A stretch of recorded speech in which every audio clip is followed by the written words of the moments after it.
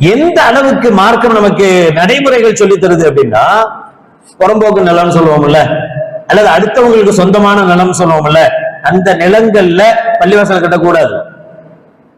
பள்ளிவாசல் கட்டினா வக்ஃபு செய்ய முடியாது. தொழும் இடமா இருக்கலாம், கொஞ்ச நாளைக்கு தொழுதுக்கலாம், இருக்கிற வரைக்கும் தொழலாமே தவிர அது அல்லாஹ்வுக்காக வக்ஃபு செய்ய முடியாது. மஸ்ஜித் என்கிற எந்த ஹுக்குமும் எந்த இதுவும் அந்த இடத்துக்கு வரவே வராது. அடுத்தவன் சொத்த ஆட்டையை போட்டு பள்ளிவாசல் கட்டக்கூடாது, மஸ்ஜித் கட்டக்கூடாது. அதுக்கு பேர் மஸ்ஜித் அல்ல. மஸ்ஜித் என்கிற ஹுக்கும் அந்த இடத்துக்கு வரவே வராது. பள்ளிவாசல்ல எதெல்லாம் செய்யலாம்? ஒரு ஏத்திகாஃப் இருக்கணும், பள்ளிவாசல்ல தான் இருக்கணும். அந்த முசல்லால ஏத்திகாஃப் இருக்க முடியாது.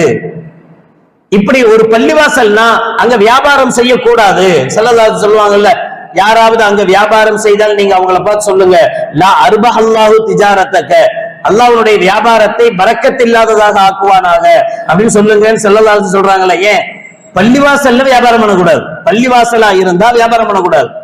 எத்தனையோ வியாபார ஸ்தலங்கள்ல இன்னைக்கு பள்ளிவாசல்ங்கிற பேர்ல முசல்லா இருக்கு. அதனாலதான் நான் அடிக்கடி சொல்றேன், அது மஸ்ஜிதுகள் அல்ல, அது முசல்லாக்கள், தொழு இடம். நாம நம்மளுடைய வீட்டுல ஒரு தொழுமிடம் உருவாக்குவது போல ஒரு தொழுமிடம், அது மஸ்ஜித் ஆகாது. மஸ்ஜிதாக இருந்தால் இந்த சட்டங்கள் வரணும். லா ரத்தஹல்லாஹு அலைக்க ஃபைனல் மஸ்ஜித லம் துப்ன லிஹாதா ஸல்லல்லாஹு சொன்னாங்க. ஒரு பள்ளிவாசல்ல தன் தொலைந்து போன ஒரு பொருளை, என் பொருள் தொலைஞ்சு போச்சு யாராவது எடுத்தீங்களா என்று யாராவது பள்ளிவாசல்ல எந்திரிச்சு கேட்டா அவனை பார்த்து நீங்க சொல்லுங்க, லா ரத்தஹல்லாஹு அலைக்க, அல்லாஹ் உனக்கு அதை திருப்பி தராமல் இருக்கட்டுமாக, ஃபைனல் மஸ்ஜித லம் துப்ன லிஹாதா, பள்ளிவாசல் இதற்காக அமைக்கப்படல, கட்டப்படல என்று நீங்க சொல்லுங்க என்று கண்மணி நாயகம் ஸல்லல்லாஹு அலைஹி வஸல்லம் அவர்கள் சொல்லி தர்றாங்க. இந்த ஹுக்கும் அங்க செல்லுமா? அந்த முசல்லாவுக்கு செல்லுமா? அது முசல்லா, அது தொழுமிடம். அப்ப மஸ்ஜித் என்பது பிறருடைய இடத்தில் கட்டப்பட்டதல்ல, கட்டப்படக்கூடாது. பிறருடைய இடத்தில் கட்டப்படக்கூடாது. மஸ்ஜித் என்றால் இப்ப நாம எல்லாம் ஒன்னா சேர்ந்து அல்லாஹ்வுக்காக ஒரு பணத்தை போட்டு ஒரு இடத்தை வாங்கி அந்த இடத்தை அல்லாஹ்வுக்காக வக்ஃப் செஞ்சாதான் அது மஸ்ஜித். அது அல்லாம சரி, அரசாங்கமே ஒரு இடத்தை தருது, ஒரு பெரிய இடம்னு வச்சுக்கோமே, அந்த இடத்துல அரசாங்கமே சில பிளாட்டுகள் போட்டு விற்குது.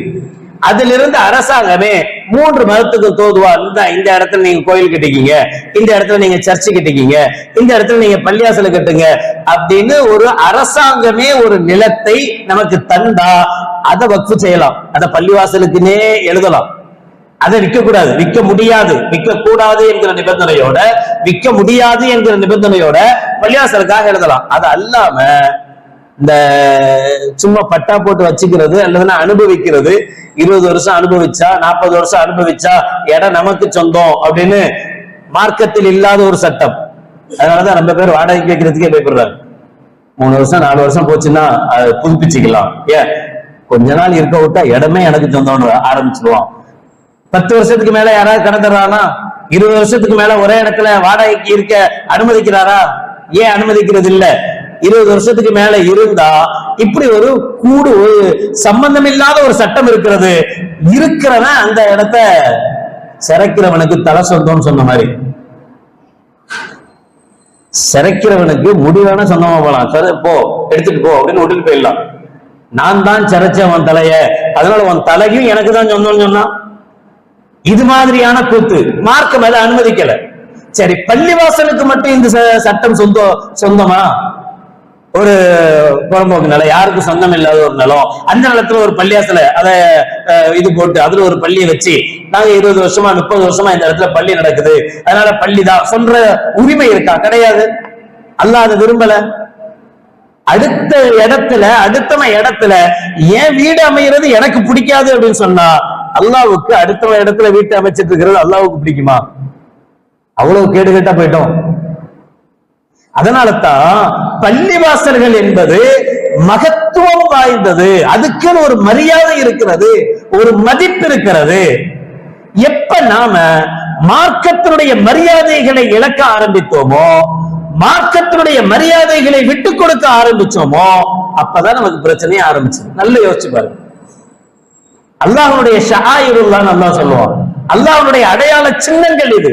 அல்லாஹ்வுக்குன்னு அடையாளம் இருக்கிறது. பள்ளிவாசல்னா பள்ளிவாசலுக்குன்னு ஒரு அடையாளம் இருக்கு, அந்த அடையாளம் தான் பள்ளிவாசல்.